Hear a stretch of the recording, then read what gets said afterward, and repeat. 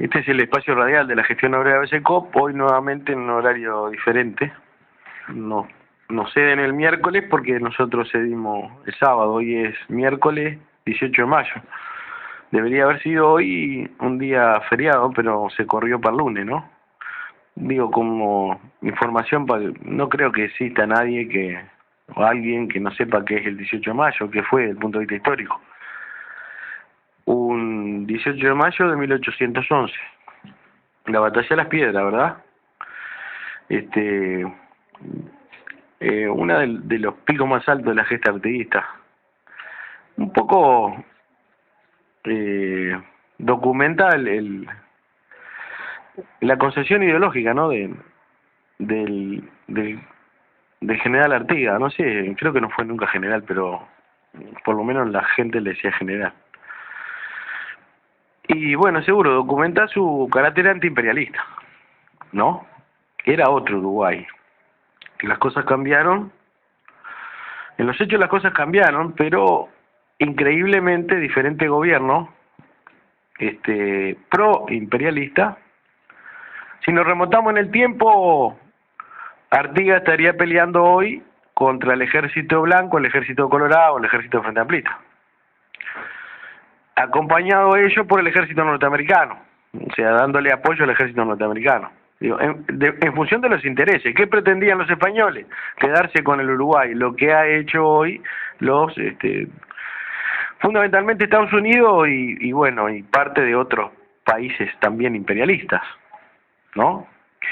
Seguro, en el siglo XVIII el imperio exportaba ejércitos. Por eso Artigas se enfrenta a la batalla de las Piedras contra un ejército español. En el siglo XX, finales, segunda mitad del siglo XX, terminada la Segunda Guerra Mundial, y lo que va al siglo XXI, los imperios exportan capitales. Un poco para dar un ejemplo, ¿verdad? Antes el ejército se quedaba con los países, imponía un gobernador, un virrey. El virrey era el representante del imperio en tal o cual país. Ahora se ha llegado al extremo de mandar empresas multinacionales que inciden en las decisiones de los gobiernos. Entonces la legislación se adapta a la defensa de los intereses de la multinacional. El objetivo se cumple de las dos formas, con el virrey o con la legislación de los gobiernos que se entregan a la defensa de los intereses del capital y que terminan legislando para lo que sería en aquel entonces el imperio de turno, el español, ¿verdad? Hay imperios que están de turno según el contexto mundial. España, Inglaterra, Estados Unidos, ¿no? Pasadas las diferentes guerras, que no es otra cosa que guerras de acomodamiento, donde se acomodan las piezas del ajedrez internacional y ganan los más poderosos y se quedan con la mejor parte de la torta. Son crisis, lo mismo que la crisis que hoy atravesamos y que se han atravesado en otras épocas. ¿Qué es una crisis del punto de vista económico? Una crisis del punto de vista económico es un reacomodamiento de los capitales. En la guerra económica, el capitalismo no solo te despoja de todo lo que vos tengas, como trabajador, como pobre, sino también en esa guerra entran los propios capitalistas. Aparece una crisis y hay 100 grandes, ¿no? Por dar un ejemplo, interesante saberlo, porque 100 poderosos, ¿no? En el mundo, para un número, para que quede fácil. Terminada la crisis, quedan 80. Ese es el objetivo. Apoderarse de lo que tienen los demás. O sea, son crisis de acumulación de riqueza. Y fíjense que interesante, ¿no? Porque, claro, acá viene donde y quiénes pagan las consecuencias de las crisis, ¿no? Siempre las consecuencias de las crisis las pagan los pueblos, pero también los capitalistas que pierden en la batalla, ¿no? Son guerras de acomodamiento, de acumulación de riqueza. Se termina concentrando, terminada la crisis, la riqueza en menos manos. Y más gente queda empobrecida. Nosotros el otro día hablábamos de un tema interesante. Claro, tenemos un embrutecimiento muy grande. Eso no hay que cansarse de repetirlo. Hay analfabetismo político, no es casualidad. No es casualidad que los jóvenes no entiendan nada. Hay viejos que no entienden nada, cuanto más los jóvenes, ¿verdad? No comprendan qué es lo que pasa. Entonces, seguro, tienen un pedo para 40, ¿no? Fíjense el caso brasilero, es una cuestión que hasta difícil de comprender. Porque por un lado se denuncia un golpe de Estado, pero por otro lado la propia legislación establece que el juicio al presidente de la República está amparado por la Constitución. Pero lo más curioso de la situación, lo que lo hace más complejo, es que el que hoy queda al frente del gobierno brasileño acompañó a la enjuiciada en la fórmula electoral. Sí, vos decís, ¿cómo puede ser esto? Y lo más curioso aún es que la enjuiciada que salió presidenta de la República representa el Partido de los Trabajadores, y acá entramos agarrando un pedo para 40, pues no entendemos nada. ¿Cómo? El Partido de los Trabajadores, ¿no? Hace alianza con un personaje siniestro como Temer. Es un siniestro personaje. Es uno, está denunciado por corrupción, todo el mundo lo sabe.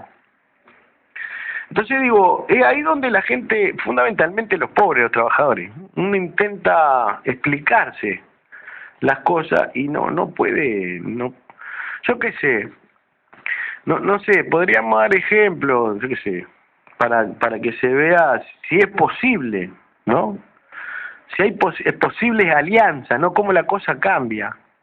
No sé, me imagino, ¿es posible una alianza en el Uruguay entre el representante de la derecha más rancia en nuestro país, que es naturalmente los Lacalle, ¿no? Hoy serían los que tendrían el mayor poder dentro de la derecha confesa. ¿Qué es la derecha confesa? La derecha confesa es aquella que se dice, soy de derecha, soy neoliberal. Creo en que el mercado lo regula todo, ¿no? Los Macri, por ejemplo, ¿no? ¿Puede existir una alianza entre el representante de la derecha más rancia, que dice que el mercado todo lo regula, con, por ejemplo, un José Mujica? Sería imposible de comprender, ¿verdad? Sería imposible de comprender. Porque, claro, aparecen como duros rivales, ¿no? Aparecen como gente que no tiene nada que ver el uno con el otro. Bueno, esta alianza se dio en Brasil. Para dar un ejemplo, porque claro, el que no sabe, Dilma es la continuadora de Lula. Lula, un ex dirigente metalúrgico, estuvo preso, brutalmente torturado, exiliado. Viene del corazón mismo de la clase obrera. Y es uno de los fundadores del Partido de los Trabajadores, o por la cual le ponen Partido de los Trabajadores. Dilma viene de la guerrilla, de izquierda, anduvo con las armas, igual que la Lucía Topolanqui, ¿no? Tal vez Dilma tiró algún tiro. Y hace alianza con el sector de derecha, lisa y llanamente. Digo, ahora está a la vista, ¿verdad? A la vista. Y es interesante porque cómo el sistema confunde, ¿verdad? Cómo el sistema confunde y cómo la propia mal llamada izquierda, porque digo, yo critico esto. Vos podés hacer alianza, como dijo un día Mujica, dijo, yo me abrazo con una culebra con tal de ganar, ¿no? Acá se abrazaron con las culebras. Pero me parece que lo honesto es decir, este no es el camino. Aliarnos con esta gente para ganar, porque claro, vos ganás, vos terminás ganando. ¿Qué ganás? Ganar la elección. Pero el poder lo sigue teniendo el que tiene el poder económico. Ese es el único poder, ¿verdad? Si vos no tenés pueblo organizado que te frene, lo decíamos el otro día, pueblo organizado. Para estar organizado tenés que estar consciente, ¿verdad? Consciente. Saber cómo se van desarrollando los acontecimientos políticos. ¿Cómo se desarrolla el acontecimiento político? Para vos dar el salto cuando se toman medidas en contra de tu intereses. Pero cuando eso no existe, pasa lo que pasó en Brasil. ¿Tá? Y que puede pasar en el Uruguay, no sin dar golpe, ¿verdad? Porque lo del golpe es un chiste. En realidad yo creo que son terminología de los medios de comunicación. Porque digo, de alguna manera tienen que dar una explicación a las cosas. Antes era más sencillo de comprender. Ahora, el propio sistema, su ideólogo, ¿verdad? Arman ante la opinión pública a través de los medios masivos de difusión este tipo de cuestiones que apuntan a la confusión total, ¿verdad? A la confusión total. Se nos había pintado a nosotros, al mundo entero, que el triunfo del Partido de los Trabajadores en Brasil era el triunfo de los sectores populares. Y en ningún momento se planteó qué había detrás de las alianzas que el Partido de los Trabajadores había realizado para poder ganar la elección, ¿no? Bueno, acá tenemos algo que se desprende, ¿no? Estas son las causas de las alianzas con los sectores del poder económico, ¿no? Increíblemente, estoy hablando de Brasil, pero no era el objetivo. El objetivo es explicar otras cuestiones. Increíblemente hoy, frente al avance de la derecha confesa, esta derecha a cara descubierta, ¿verdad? Son derecha a cara descubierta. Está la derecha que usa máscara, ¿no? Está la derecha a cara descubierta, porque ser de derecha es profesar o aplicar una concepción ideológica, ¿verdad? Y vos poder pertenecer a un partido que tenga un nombre archi, super, recontra revolucionario, pero aplicar medidas económicas de derecha, ¿no? O sea, gobernar para el capital. ¿Qué es lo que ha hecho el Partido de los Trabajadores de Lula para acá? Ha gobernado para el capital, ha gobernado para la gran burguesía brasileña, eso hay que saberlo. Pero claro, digo, después, cuando se arma el lío y aparece el vicepresidente y encabeza lo que en los medios de comunicación denominan golpe de Estado, que no es otra cosa que un ajuste de cuentas, no es otra cosa que, bueno, ahora voy a mandar yo. Ahora, lisa y llanamente nosotros, que somos parte de ese plan político electoral, serán un porcentaje menor, pero son parte al fin, que manejan el poder económico, vamos a gobernar. Entonces, tienen que encontrar elementos legales o ilegales para quedarse ellos solos con la conducción económica y política del país. Entonces aparece lo del juicio que está contemplado en la Constitución de la República. Lo que hay que comprender es que el sistema se da todos los medios porque los tiene para que nosotros sigamos creyendo que ese es el camino, ¿verdad? Y que fundamentalmente con este tipo de cuestiones apunta al descreimiento, fundamentalmente. El gran negocio de los politiqueros que mienten, que se disfrazan de izquierda para gobernar para el capital, es que la gente comience en un proceso de descreimiento, de desmoralización, y que deje de interesarle los temas políticos. Entonces, en la medida en que crece el descreimiento, en la medida en que la gente fundamentalmente pobre, que es la que define las elecciones, ¿verdad? Las grandes mayorías son pobres, en el mundo entero. Los pobres son más, pero votan todos. En la medida que crezca el porcentaje de gente que descree de los políticos, ellos pueden maniobrar más libremente para seguir siendo elegidos. Porque el descreimiento genera desmoralización y desinterés en las cuestiones políticas. Cuando los trabajadores muestran desinterés en las cuestiones políticas, no investigan, no analizan, no les interesa, se neutralizan, se autoinyectan anestesia. Entonces los politiqueros maniobran mejor. Es una cuestión fundamentalmente elemental, porque se ha llegado a un nivel de confusión general, ¿no? Hoy vemos cómo los jóvenes son muy buscados por los partidos políticos para que participen, y solo logran que los jóvenes participen en las campañas electorales si les pagan, ¿verdad? Si hay comida, si les pagan. La campaña electoral le dan trabajo a muchos desocupados, pero en realidad ni siquiera se sabe a qué partidos votan los jóvenes que participan en las campañas electorales.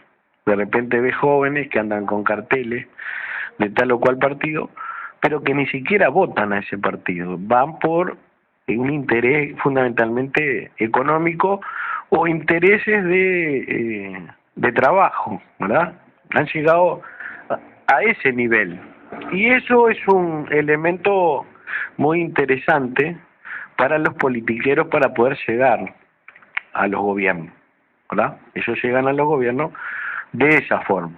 Y después se produce lo que se produce, porque, digo, el Uruguay no está atravesando una situación de crisis política, aún no, ¿verdad?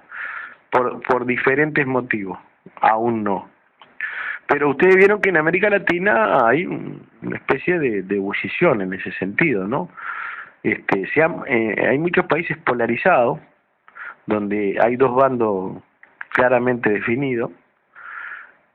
Bueno, hoy lo vivimos en Brasil con lo que pasó, pero ya había pasado esto en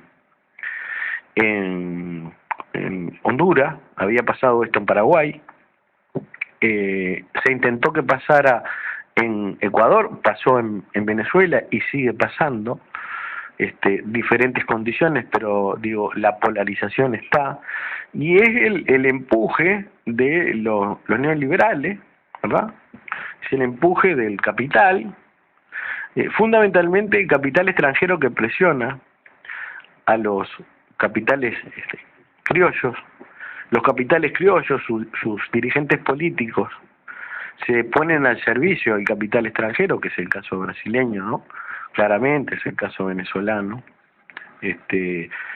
fue el caso argentino, y bueno, y los pueblos balconean sin siquiera saber lo que está pasando, producto de justamente todo un proceso de años en que los ideólogos de las clases dominantes, que son las clases que defienden los intereses del capital, ¿no?, que obtienen ganancia, han invertido mucho para que esto suceda, ¿no? Para que esto suceda. Y seguimos, crisis tras crisis, pagando el precio, ¿no? Seguimos siendo los únicos que continuamos pagando el precio de la crisis económica que está establecida. Nosotros habíamos hablado el otro día de cómo los medios de comunicación allanan el camino para la preparación de la cabeza de la población. Los medios de comunicación, naturalmente, al servicio del sistema. Cómo te empiezan a imponer una situación de crisis, ¿verdad? Una situación de crisis. La crisis en realidad existe, pero existe solo para un sector de la población. Eso es una cuestión que también debemos entender. No hay crisis para el gran capital. Lo que le pasa al gran capital es que no obtiene el mismo porcentaje de ganancias que obtenía cuando no estaba establecida la crisis, pero a ellos no les afecta en absolutamente nada, ¿verdad? Ellos continúan manteniendo reservas importantísimas de dinero, o sea, siguen formando parte de la misma clase privilegiada. Pero ¿qué pasa? Ante la primera situación de baja de la venta del producto, del negocio, ¿verdad? Apoyados por lo que prepararon los medios de comunicación en la cabeza de la gente, acusan estar en crisis y ya estamos preparados por los medios de comunicación a someternos a los dictados de los grandes empresarios y gobiernos que dicen que si no ajustamos el cinturón vamos a estar peor, ¿verdad? Es como quien anuncia un terremoto o un huracán. Entonces vos te tenés que preparar para soportarlo, entonces te cubrís, te buscas un lugar donde no te afecte, en realidad te quedás contigo mismo para adentro, te metés y buscas por todos los medios que no te afecte. Por consecuencia, preparan tu cabeza para conformarte con lo que tenés, arreglarte con lo que tenés para que puedas soportar mejor lo que se viene. Entonces te neutraliza, ¿verdad? Te neutraliza. Y bueno, y eso te hace meter para adentro, no te deja pensar, solo pensás en lo jodida que está la cosa, y vos tenés poco para defenderte, pero bueno, peor sería no tener nada. Entonces ellos te van preparando. Entonces preparan la crisis, la preparan en la cabeza de la gente, y después comienza a tirar lineamientos, ¿no?, a la población, fundamentalmente en este caso desde el punto de vista económico, ¿verdad? Entonces, como estamos en crisis, no vamos a andar pidiendo mucho. Aparecen los gobernantes y plantean, bueno, tenemos que, frente a esta situación de crisis, nosotros vamos a tener que aceptar pautas salariales que no comprometan la situación crítica que tiene el capital. Porque si nosotros exigimos que el capital que está en crisis desembolse mucho dinero en salario, corremos el riesgo en que comiencen a mandar los trabajadores para la casa y no se pueda trabajar, ¿verdad? Entonces comienzan con pautas salariales por debajo de la inflación, ¿no? Los precios suben, lo que hace aún rebajar más el poder de compra del salario, y después te plantean que, bueno, en tal o cual industria, en tal o cual empresa, vamos a tener que sacar un X porcentaje de trabajadores al seguro de desempleo, y por otro lado te plantean, bueno, frente a la crisis, como ya la población está preparada, no protesta, frente a la crisis, vamos a tener que trabajar en lugar de lunes a sábado, vamos a tener que trabajar de lunes a viernes, o vamos a tener que hacer en vez de 8 horas, 6 horas por día, lo que no es otra cosa que una rebaja del salario. Y nosotros decimos, el ciudadano común, el trabajador común, espera una respuesta en primera instancia de sus representantes, que deberían ser los que estén más preparados, ¿verdad?, los que nos pueden trasladar la información desde el punto de vista de mayor confianza, ¿no? Uno siempre le tiene mayor confianza al que trabaja contigo que al patrón, ¿verdad? Entonces estamos esperando una respuesta con respecto a lo que los medios de comunicación y el gobierno y las cámaras empresariales están planteando. Y bueno, nuestros representantes dicen que hay que aceptar los planteos del capital y del gobierno para poder mantener los puestos de trabajo, ¿verdad? Bueno, ¿Cuál es el problema que surge aquí? El problema que surge aquí es que es como si nos hablaran en ruso, es como si nos hablaran en otro idioma. Si viene alguien y nos intenta explicar en otro idioma cualquier cosa que pueda estar pasando, y nosotros podemos poner oído y atención, quedarnos quietitos, pero no entender absolutamente nada. Porque para entender ciertas cuestiones tenés que tener una preparación previa. A eso nosotros le llamamos el embrutecimiento. A eso nosotros le llamamos la falta de formación política. Entonces, ante la falta de formación política, a nosotros nos hacen creer cualquier cosa, pero cualquier cosa. La cuestión es que históricamente, nosotros vamos comprometiendo no solamente nuestro trabajo, los años que nos quedan, sino que también vamos comprometiendo las futuras generaciones de trabajadores. El sistema capitalista es cíclico, tiene periodo de tiempo en que existen bonanzas económicas, producto de una reactivación, ¿verdad? Nosotros lo podemos ver en nuestro país. En nuestro país, a partir del año 2006-2007, producto de la apertura al ingreso de los capitales extranjeros, una apertura basada en lo que decíamos al principio, basada en una legislación que le daba amplias ventajas al capital extranjero, fundamentalmente, a los grandes capitales, amplias ventajas de todo tipo, exoneración de impuestos, sin control de medio ambiente para las industrias contaminantes, garantías de todo tipo, inclusive desde el punto de vista de las relaciones con los trabajadores. Entonces, claro, Uruguay y otros países, ¿no? Antes se daba mucho en Asia, ahora se logró acá. Uruguay pasó a ser un país confiable para los capitalistas para invertir y obtener las mayores ganancias. Entonces, cuando aparecen las primeras inversiones de capital, miles de millones de dólares, que históricamente en nuestro país no se había dado.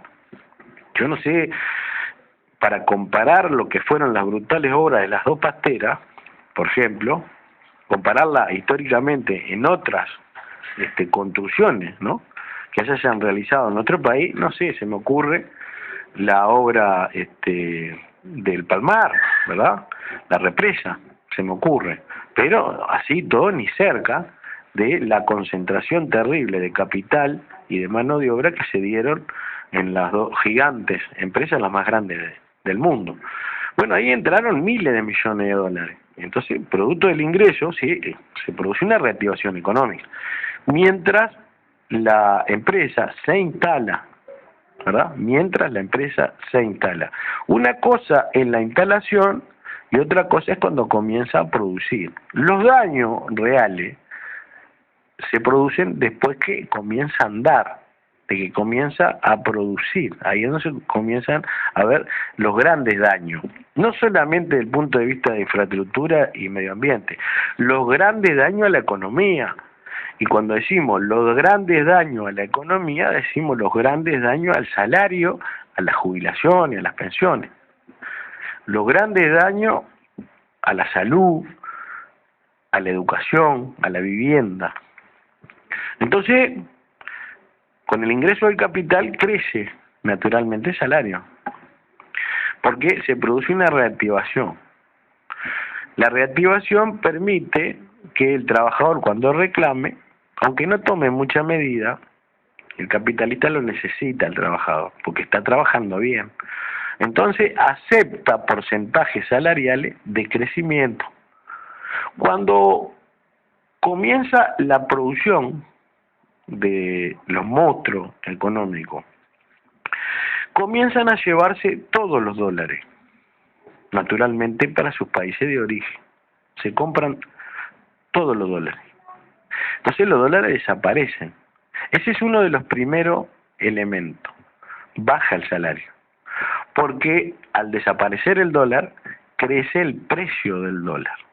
Ustedes habrán escuchado en alguna oportunidad que el Banco Central vendía de su reserva dólares y dólares y dólares, que era justamente en ese proceso en que las multinacionales comenzaban a llevarse los dólares que habían ingresado cuando se habían comenzado a instalar.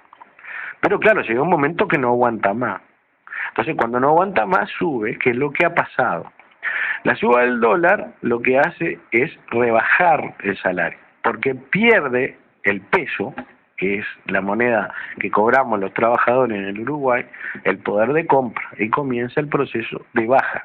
Pero también comienza la desocupación, porque la terminación de todo lo que movió la construcción faraónica de las grandes plantas, comienza a terminarse.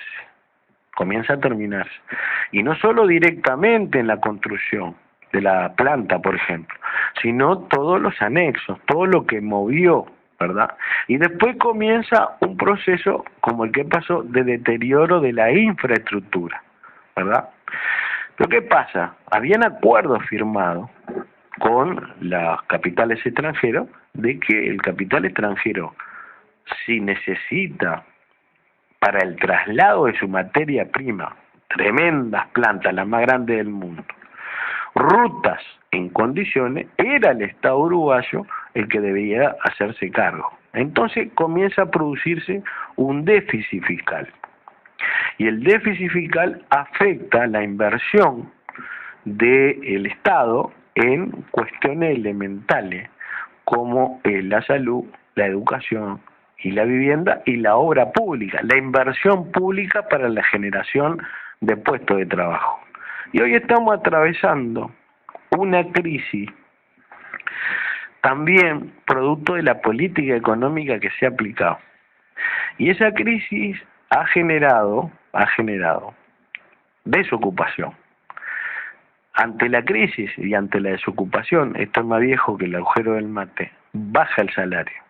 Cuanto más desocupación hay, los capitalistas apretan más las posibilidades de dar aumento de salario porque hay ejército desocupado, ¿verdad? Si a eso le agregamos el ajuste de cuenta de los países imperialistas, a los cuales nuestro país está alineado, la presión que ejercen sobre nuestro gobernante para seguir transfiriendo capital a sus países de origen, hoy estamos atravesando una de las crisis más duras. Ahora, ¿qué le pasa a los trabajadores? Los trabajadores hemos terminado aceptando, digo en general, no tienen la culpa los trabajadores, son los dirigentes, han terminado aceptando los planteos de crisis del gobierno y de las empresas. Entonces, hemos aceptado seguro de paro rotativo, rebaja salarial, trabajar menos horas. Eso ha producido que un número importante de trabajadores hayan quedado desafectados de la producción y hayan pasado al seguro de paro, a la espera de una nueva bonanza económica. Y también la mayoría de los trabajadores en nuestro país, 720.000, ganan 15.000 pesos, hayan quedado sus salarios totalmente reducidos, ¿verdad? Todo aquello que del año 2007 al año 2010 hizo crecer el salario, ya lo hemos perdido, producto de la instalación en la cabeza de la gente de una crisis que nos hace aceptar sin pelear, nos desarmaron, hemos dejado las armas de lado, porque creímos el discurso de las multinacionales y del gobierno. Entonces, nosotros creídos que estamos defendiendo el trabajo, hemos aceptado la rebaja del salario, ¿verdad? Entonces, lo que hemos hecho es defenderle las ganancias a los capitalistas, defenderle los intereses directamente a los capitalistas. Estamos contentos de defenderle los intereses a los capitalistas.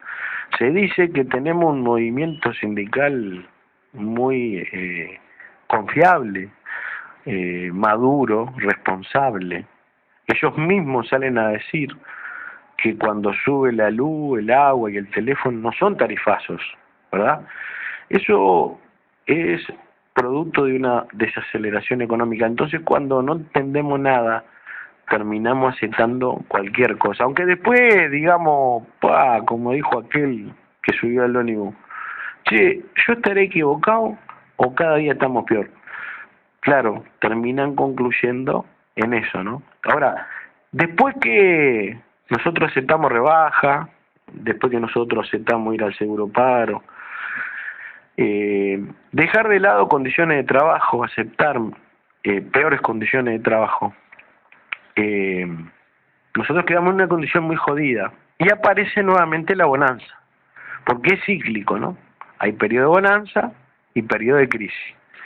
La bonanza llega a un punto en que la guerra, por la acumulación de la riqueza, lleva a la crisis. Terminada la crisis, si había 100 grandes, quedan 80, ¿verdad? Y nosotros fuimos los que pagamos la guerra, esa guerra que es de acumulación de riqueza. Cuando volvemos, en bonanza nos necesitan a trabajar de vuelta, a estar más tranquilo, vuelven los compañeros del seguro paro, esto es histórico, ha pasado toda la vida. Vuelven los compañeros del seguro paro, agarramos viento en la camiseta y entramos a reclamar, ¿verdad? Claro, ahora podemos reclamar porque vemos claramente cómo funcionan las empresas.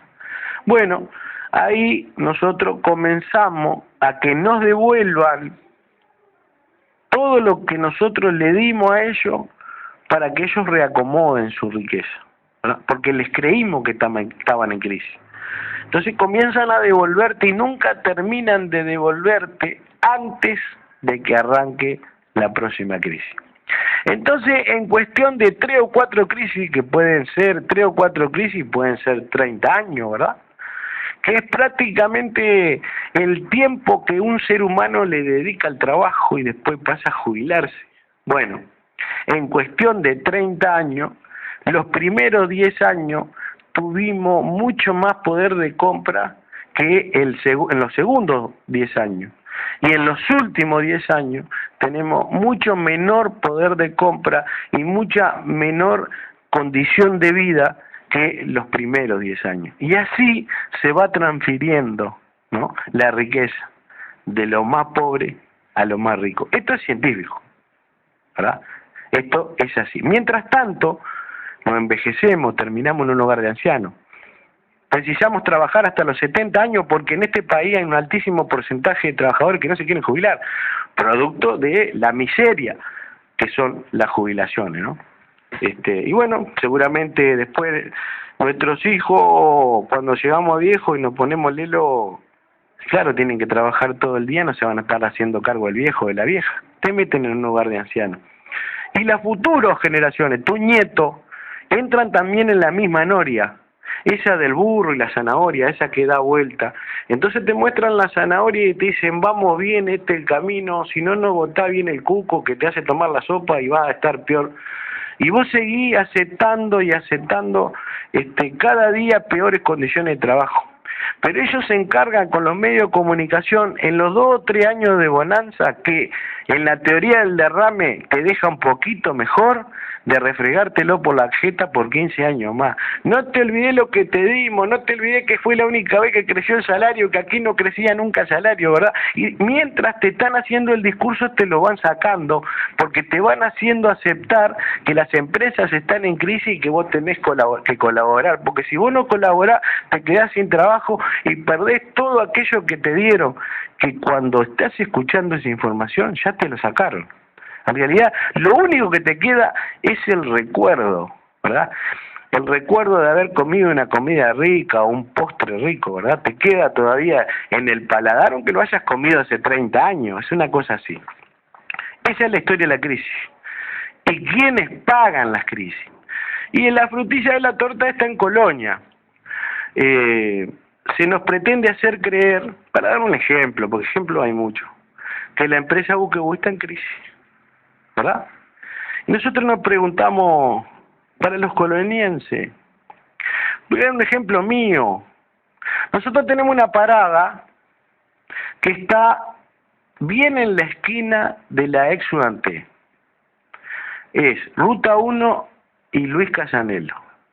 Nosotros hacemos esa parada y después tenemos que cruzar la avenida Buenos Aires, la Ruta 1. Nosotros recordamos que hemos estado hasta 7 minutos esperando cruzar, ¿Por qué? Porque pasaban cientos de autos argentinos, pero esto era todos los días, durante años, en momentos en que había bonanza económica.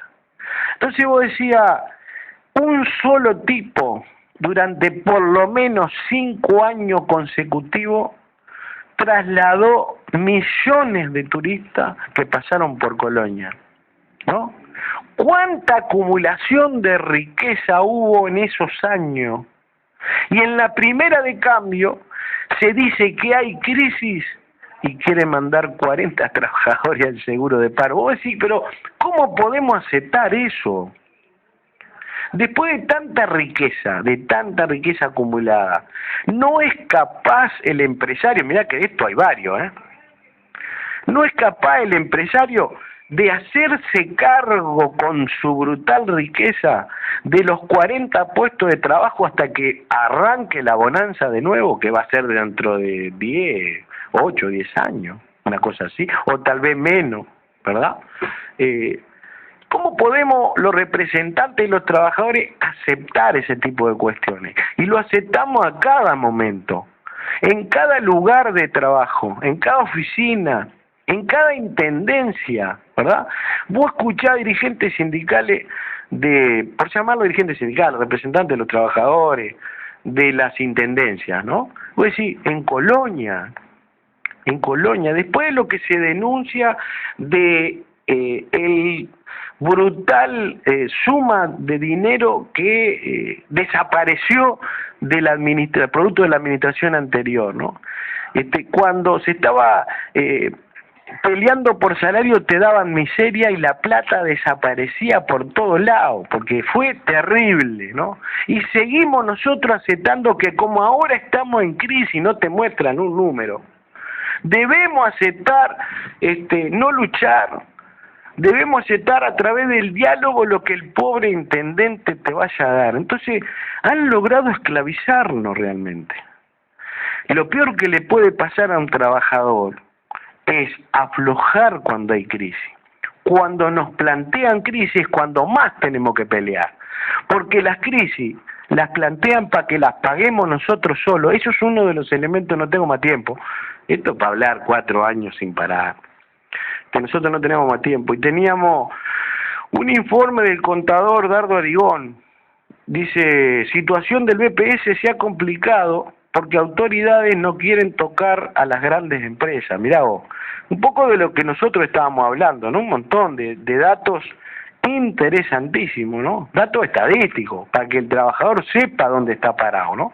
Bueno, nosotros queríamos, no tenemos equipo, también tenemos que ir a laburar, queríamos un poco, yo qué sé, despertar, ¿verdad? No tenemos intenciones de polemizar con nadie. Sería bueno un debate entre los propios que están viviendo mal, que se está pasando mal, ¿no? Digo, vamos a tener un invierno bastante complicado, ¿no? No hay un peso, ¿no? No largan un peso por ningún lado, lo han apretado. Se defienden entre ellos. Se ha transformado, hay una especie de triángulo, ¿no? Que tiene, son 3 aristas: el gobierno, las empresas y esta casta de dirigentes sindicales al servicio de gobiernos y empresarios, ¿no? Están trabajando mancomunadamente. Ya no escuchamos al representante de los trabajadores que digan, no, pues esto no lo vamos a aceptar. No, aceptan el seguro paro, lo transforman en rotativo, aceptan la rebaja de las horas de trabajo, que es rebaja salarial, aceptan pautas salariales por debajo del costo de vida, se prestan para controlar los precios en los supermercados. Digo, ya más mandados no se pueden hacer. Y claro, pero es producto del analfabetismo, es producto de la falta de conocimiento, es producto de la deformación política, ¿verdad? De no saber lo que mierda está pasando. Nos están robando, nos está robando el gobierno, nos están robando las empresas y los ayudan a robar los dirigentes sindicales. El salario de los trabajadores, la jubilación, la pensión, ¿verdad? Nos alejan cada vez más de la vivienda, de la salud, de la educación. Están transfiriendo capital a los grandes empresarios. Esa es la triste realidad, y los únicos responsables somos nosotros. No hay otro responsable, ¿verdad? No podemos nosotros decir cuando somos responsables de algo que la culpa la tienen los demás. La culpa la tenemos nosotros por seguir aceptando las condiciones que nos están imponiendo. Vamos camino al esclavismo.